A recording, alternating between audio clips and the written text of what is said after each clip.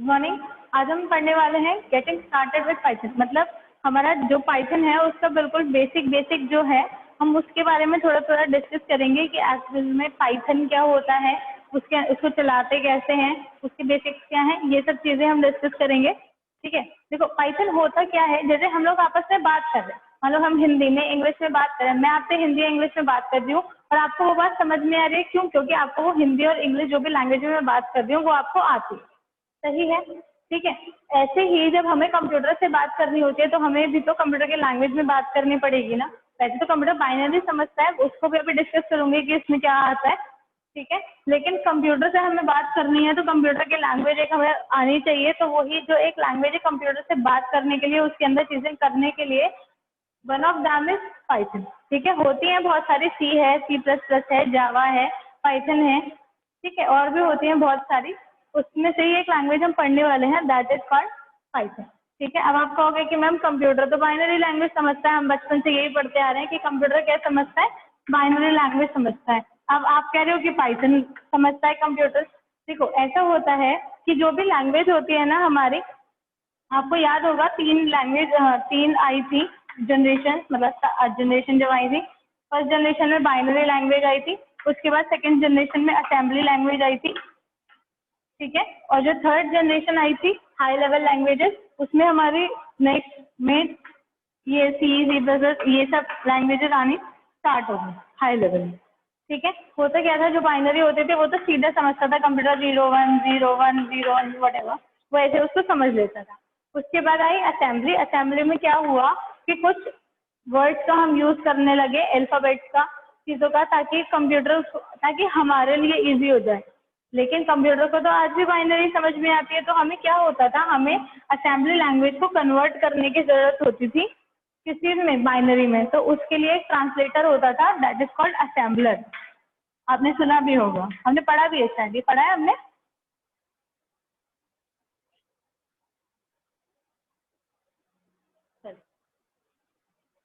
जैसे मान लो हम कहीं गए हैं, मान लो मैं किसी आउट ऑफ कंट्री गई हूँ, किसी और कंट्री, मान लो हम चाइना चले गए, नहीं चाइना नहीं जा रहे, चलो यूएसए चलते हैं।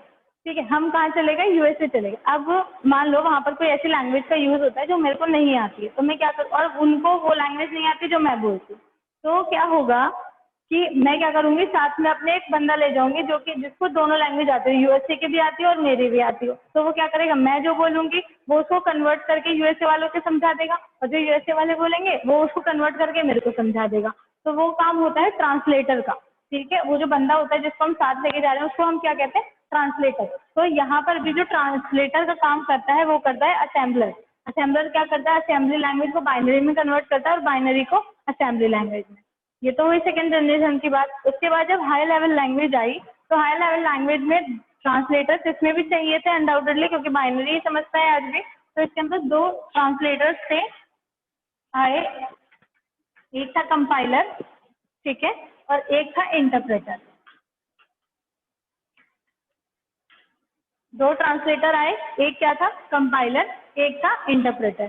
ठीक है, कंपाइलर क्या करता था, मान लो ये मैंने कोई प्रोग्राम लिखा है या मैंने कुछ भी लिखा है, और इस पूरे के पूरे को एक बार में जो कन्वर्ट कर रहा है बाइनरी लैंग्वेज में, पूरे के पूरे प्रोग्राम को, पूरे के पूरे इसको जो कन्वर्ट कर रहा है किसमें? बाइनरी में, एक ही बार में, that is called compiler. That is the work of compiler. और इंटरप्रेटर क्या होता था? इंटरप्रेटर जो है वो काम कैसे करता है? Line by line. ये तो हमने करा है ना।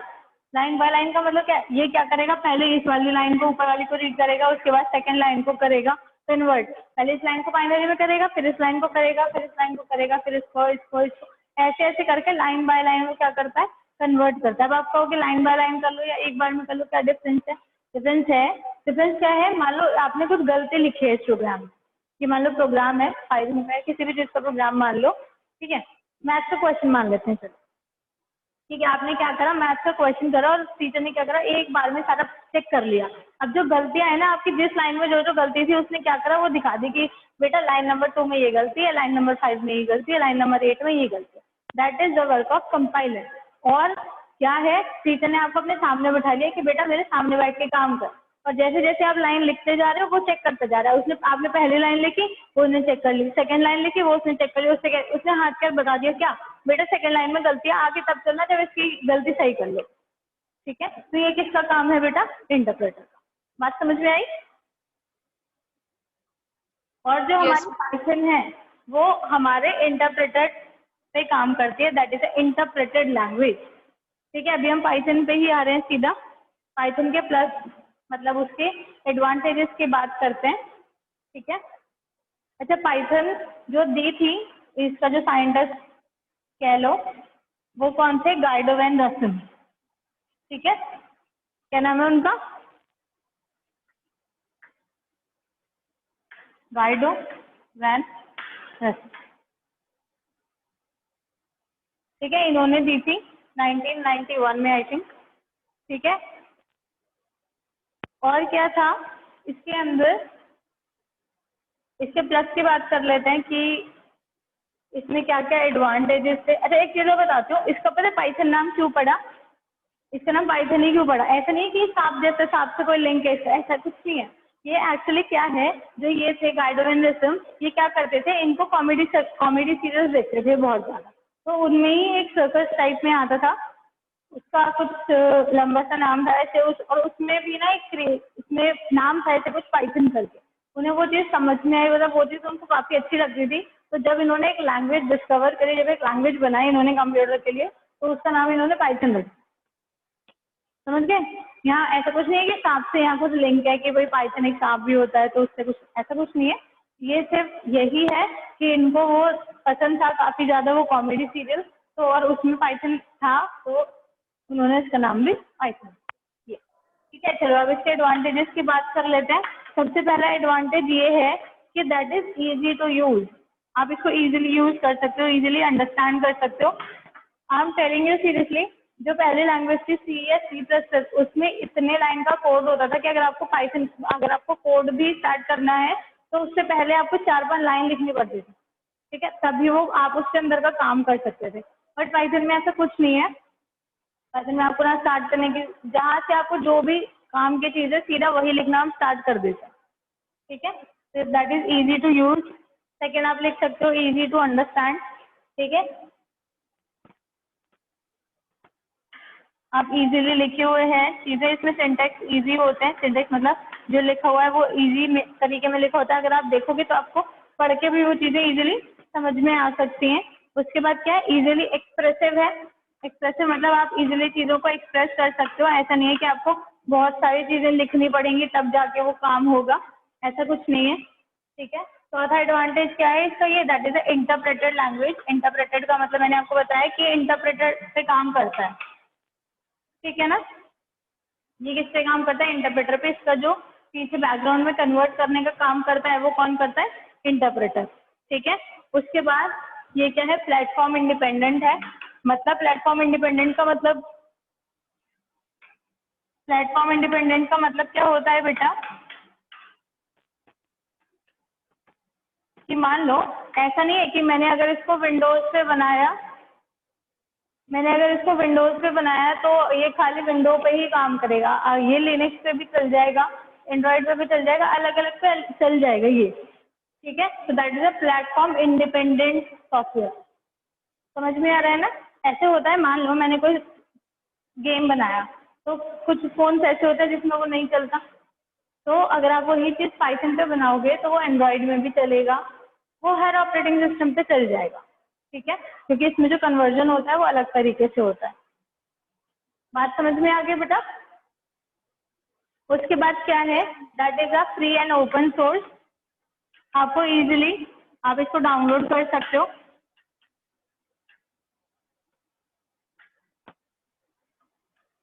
नेट से आप इसको डाउनलोड कर सकते हो, इसकी कुछ एप्लीकेशंस भी पड़ी हुई हैं। आप इवन फ़ोन में अगर आपको चलाना है तो फ़ोन में भी आप इसको डाउनलोड कर सकते हो। मैं आपको भेज दूँगी लिंक, ठीक है, उससे डाउनलोड कर लेना। फ़ोन में भी आप चला सकते हो। आप बल्कि मैं कहती हूँ कि अभी जब मैं पढ़ाना स्टार्ट करूँगी ना, थोड़ा सा प्रोग्राम आपको बना के दिखाऊंगी तो उसको डाउनलोड कर लेना और उसको चला के देखना। आप चलाओगे ना तो बहुत सारी चीज़ें हैं आपको समझ में आएंगी, दिखाई देंगी खुद से। ठीक है ना, मैं बता दूँगी आपको। कहाँ से डाउनलोड करना है, ठीक है। और दूसरी बात इसमें क्या है, वैरायटी ऑफ एप्लीकेशंस आप इससे बना सकते हो। मतलब आप इसमें ग्राफिकल यूजर इंटरफेस और ऐसे नॉर्मल वाली भी, नॉर्मल वाले in the sense library management हुआ या वेब एप्लीकेशंस हुए, गेम्स हुए, हम इसमें इजीली पाइथन की हेल्प से बना सकते हैं। क्यों? क्योंकि ये इजी होती है, ठीक है। इसकी जो लैंग्वेजेस है, जो इसका बनाने के तरीके हैं, सिंटेक्स है, वो सब इजी होता है, तो आप इस पर इजीली काम कर सकते हो। समझ गए? किसी पॉइंट में कोई डाउट है? No ma'am. No ma'am. चलो आगे चलते हैं। जब एडवांटेजेस होती हैं तो हम हर चीज़ में कमियां भी निकाल ही लेते हैं। हमारा काम है ये, जन्म से अधिकार हमारा, है ना। तो इसके डिसएडवांटेजेस की बात कर लेते हैं। एक्चुअल में डिसएडवांटेजेस जैसी है नहीं, बट ठीक है, अब जब गिवन है तो पढ़ लेते हैं। ये क्या है, it's not as that fastest, fastest नहीं है। इससे भी और फास्ट कुछ लैंग्वेजेस हैं जिन पे काम किया जा सकता है, ठीक है। इसमें कंपैरेटिवली कम फंक्शंस होते हैं, कम लाइब्रेरीज होती हैं, less number of libraries. Libraries का मतलब होता है कि ऐसा होता है जैसे जैसे बुक होती है ना, बुक में क्या होता है कि जैसे लाइब्रेरी होती है, लाइब्रेरी में क्या होती है, बुक्स होती हैं। वहाँ पर क्या होती है, जितनी बड़ी लाइब्रेरी उतनी सारी बुक्स। तो वहाँ से हमें क्या चाहिए होता है, जब हमें हमारे पास कोई बुक नहीं होती है तो हम क्या करते हैं, लाइब्रेरी जाते हैं और वहाँ से बुक ले आते हैं।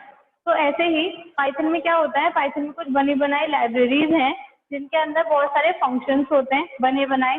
जैसे मान लो आपको साइन की कोई वैल्यू निकालनी है, फैक्टोरियल निकालना है, फैक्टोरियल यू नो, जैसे 5 का फैक्टोरियल लिखा है, मैथ्स में पढ़ा होगा फैक्टोरियल, इसका मतलब क्या है, 5 into 4 yes ma'am. Into 2 into 1, ठीक है। ऐसे ये सब चीजें निकालने के लिए ना आपको कोडिंग करने की जरूरत नहीं है, ऑलरेडी बनी बनाई चीजें हैं, उनको आप यूज करोगे तो काम हो जाएगा।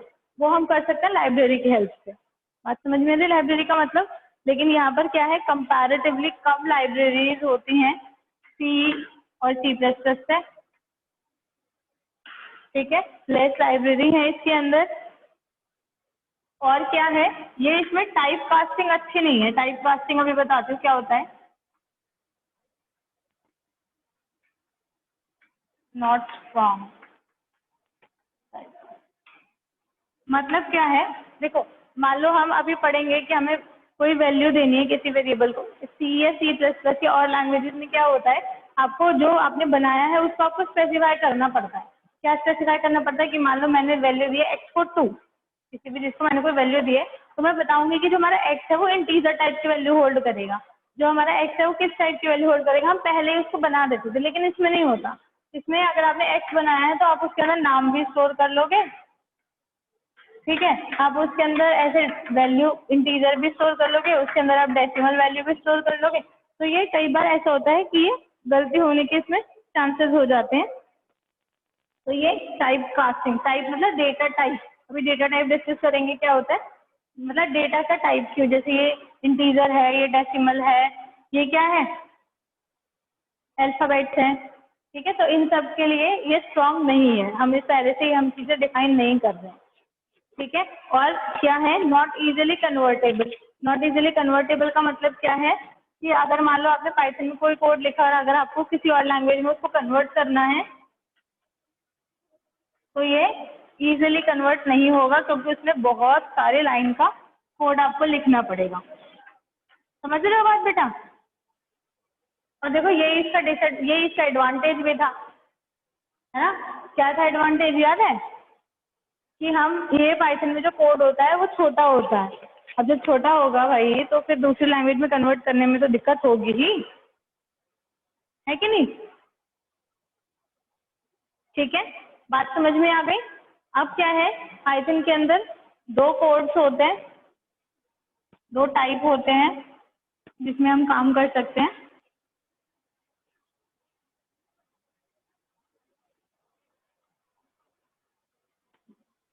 अच्छा ठीक है, इससे बताती हूँ।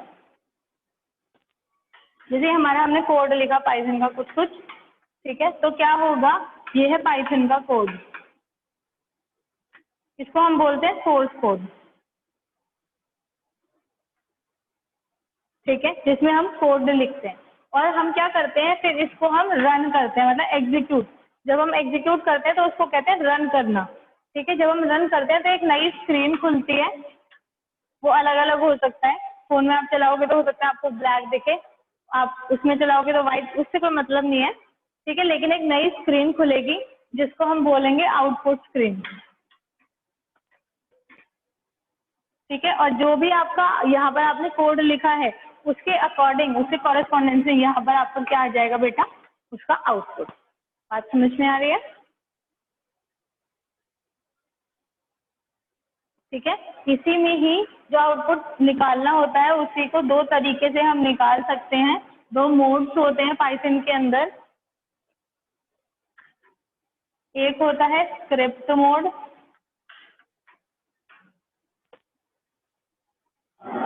और दूसरा होता है इंटरैक्टिव मोड।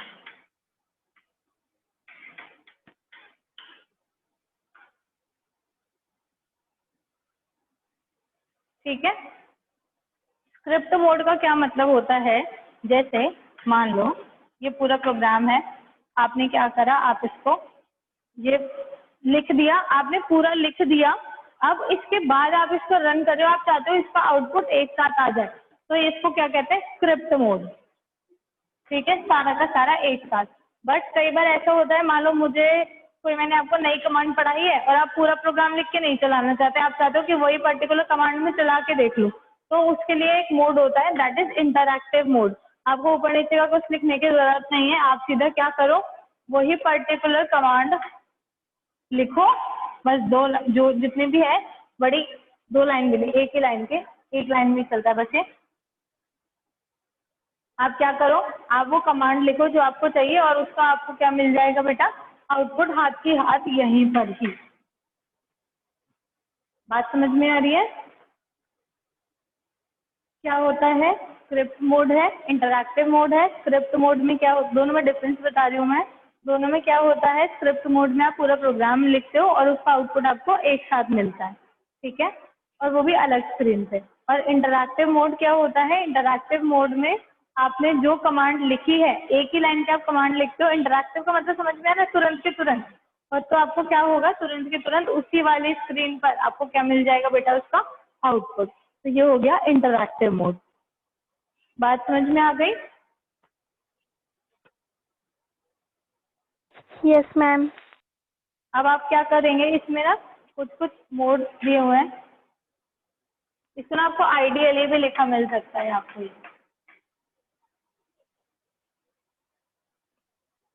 ठीक है, अलग अलग अब तरीके हैं, अलग अलग तरीकों में, मान लो जुपिटर है, स्पाइडर है, एनाकोंडा, इनमें आपके बुक में ना अलग अलग तरीके दिए हुए हैं कि किस किस में किस किस तरीके से चल जाएगा। तो ये आप पढ़ के देख लेना, इसमें समझाने जैसा कुछ नहीं है, सिर्फ पढ़ने जैसा है। जो चीज़ नहीं आएगी समझ में, हम उसको डिस्कस करेंगे।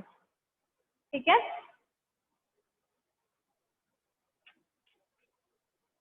मैं आपको प्रिंट करना सिखाती हूँ।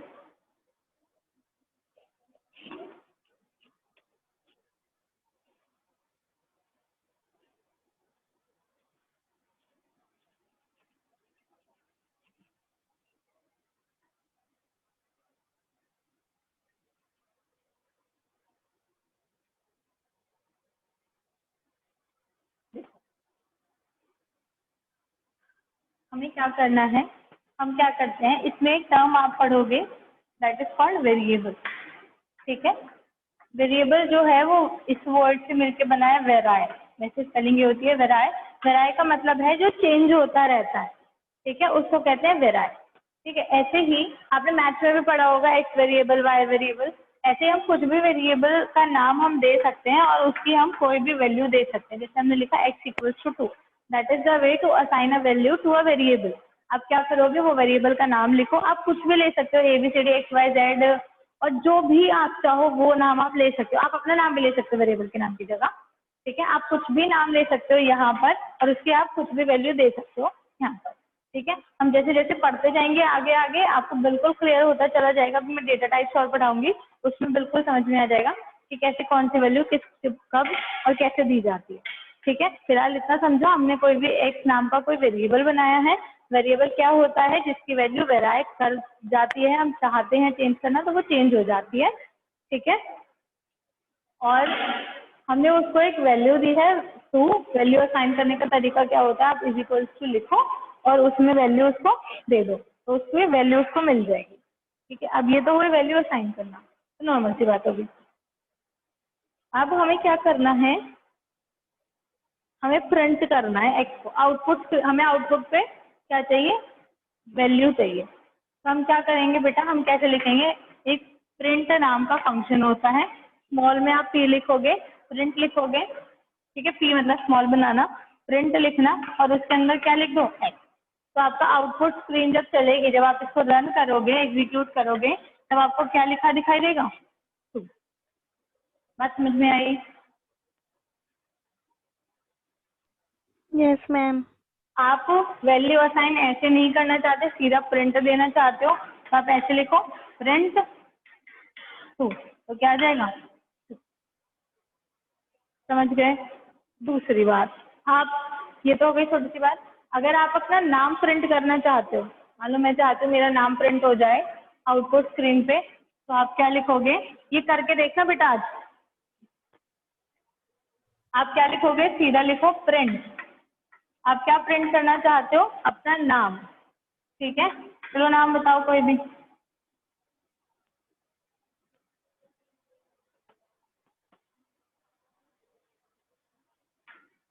चलो, लेट्स टेक अंकिता।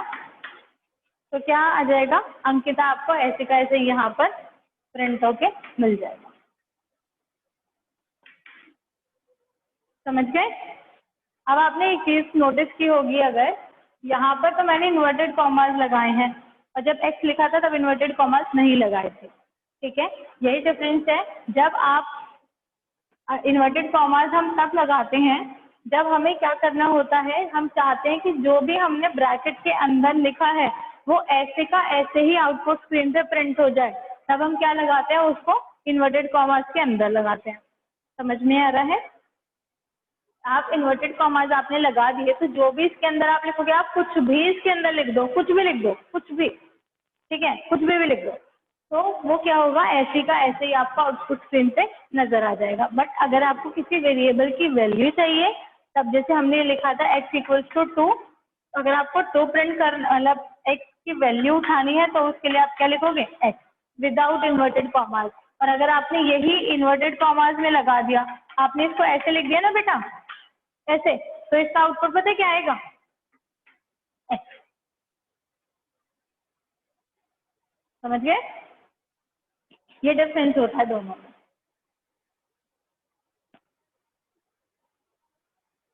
चलो, अब कितनी बात समझ में आ गई ना? Yes ma'am. चलो, मान लो अब मुझे ऐसे प्रिंट करना है। मैम हाँ जी बेटा बोलिए।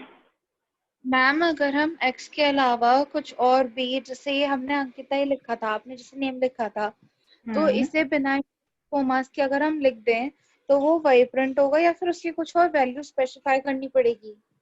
अगर आप ऐसे चाहते हो, मान लो हम, आप ऐसे कह रहे हो अंकिता हमने लिखा, उसकी वैल्यू दे दी 2, ऐसे? मतलब मैम, मतलब अगर हम इन्वर्टेड कॉमास नहीं लगाएंगे तो हमें उसकी वैल्यू असाइन करनी पड़ेगी पहले से? हाँ जी बेटा, अगर आप इन्वर्टेड कॉमास नहीं लगाते हो और आप प्रिंट करना चाहते हो कोई वेरिएबल की वैल्यू, तो आपको पहले उसको असाइन करना पड़ेगा।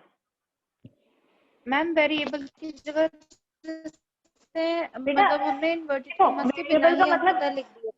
वेरिएबल का मतलब यही नहीं है कि आप उसमें A B C X Y Z लिखोगे। अंकिता नाम का भी वेरिएबल बना दो, क्या हो गया? हमने बनाया अंकिता इक्वल टू 2, एक्स की जगह अंकिता लिख लो। समझ रहे हो? वेरिएबल इज नॉट लाइक कि आप केवल एक B C X Y Z खुद ले सकते हो, आप कुछ भी ले सकते हो नाम। समझ रहे हो? चलो आगे चलते हैं। एक छोटा सा प्रोग्राम बनवाती हूँ आपको, 2 नंबर ऐड करने का बनाते हैं। ठीक है, इतना ही हो पाएगा। और आपके जो चैप्टर था ना बेटा, उसके अंदर चैप्टर 6, उसके अंदर यही था केवल पाइथन क्या होता है। ठीक है, उसके एडवांटेजेस, उसके डिसएडवांटेजेस और मोड अलग अलग सॉफ्टवेयर की।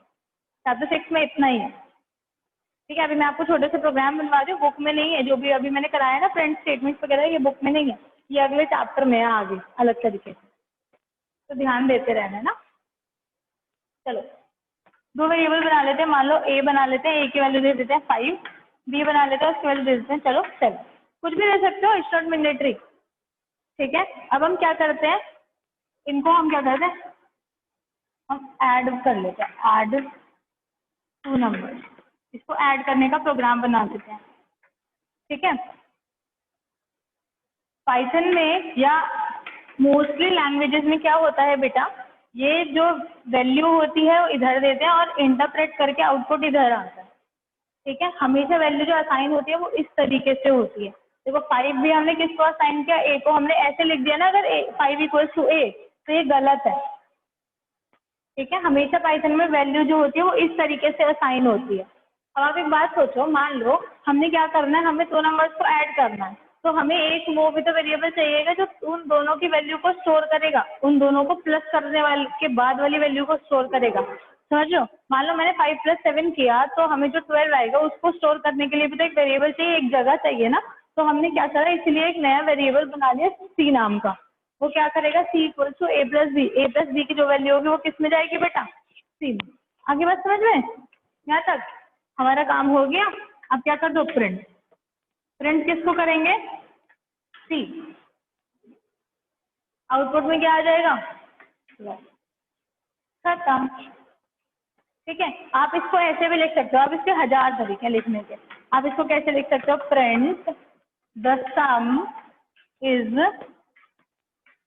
इन्वर्टेड कॉमास कर दो बंद, ठीक है। और अब जब हमें देखो, अगर आप इन्वर्टेड कॉमास वाले को और वेरिएबल के उठाने वाली वैल्यू को एक साथ लिखोगे ना, तो दोनों को हमें कॉमा से सेपरेट करना होगा।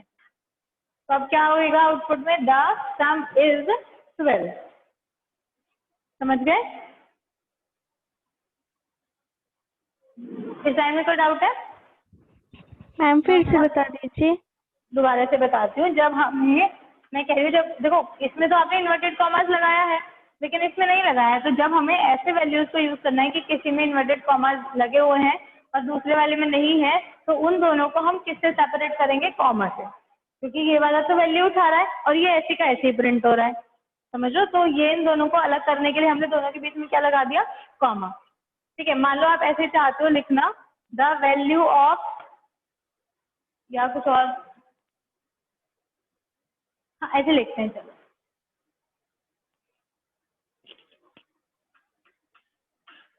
कुछ थोड़ा सा कॉम्प्लिकेशन लाते हैं इसके अंदर, ऐसे लिखते हैं, द सम ऑफ ए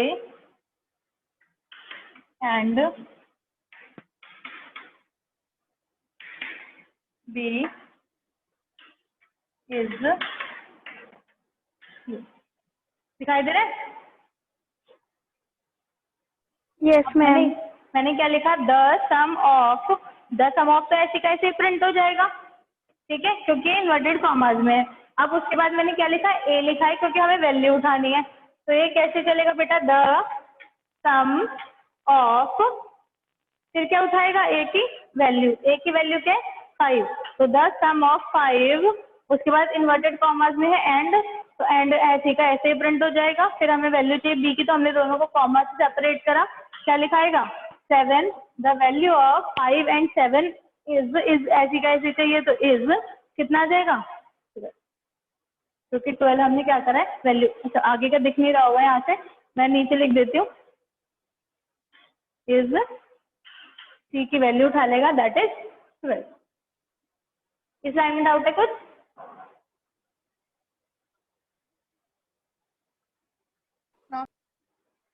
समझ में आया ना। अगर हमें दो चीजें हैं, अगर कुछ को हमें ऐसे का ऐसे ही प्रिंट करना है और कुछ का वैल्यू उठाना है, तो दोनों को अगर एक साथ यूज करना है तो दोनों को हम कॉमा से सेपरेट कर लेंगे, समझ रहे हो। Yes ma'am. अब क्या करना है आपको, आपका ये होमवर्क है कि आपको यही वाला प्रोग्राम रन करके देखना है। मैं आपको बता दूंगी कौन सा सॉफ्टवेयर, आप फोन में डाल लेना, ठीक है, लैपटॉप की जरूरत नहीं है कंप्यूटर की। किसी भी चीज़ की, आपसे फ़ोन में डाल लेना, आपका काम हो जाएगा। ये वाला प्रोग्राम रन करके देखना है। ऐसे ही मल्टीप्लिकेशन, एडिशन, डिवाइड, ये सब आपको करके देखना है। मैं लिख देती हूँ, एडिशन, माइनस, मल्टीप्लाई के लिए ये वाला सिंबल यूज़ करते हैं, स्टार वाला, ठीक है। मॉड्यूलो करके देखना और डिवाइड करके देखना, और एक ये और लेना। आप खुद से करके देखना और मुझे बताना कि ये सिंबल्स किस किस के यूज़ के हैं। मैम आप पीसी की बिलिंग भेज देना। किसकी बेटा? पीसी की? Yes ma'am. अच्छा ठीक है। पीसी के लिए तो आपको बेटा लिंक नहीं मिल पाएगा, उसके लिए तो आपको डाउनलोड ही करना पड़ेगा सेटअप। मैम ये भेज दीजिएगा कि कौन सा है। हाँ हाँ, मैं ये भेज दूँ। ठीक है, ये समझ में आ गया ना?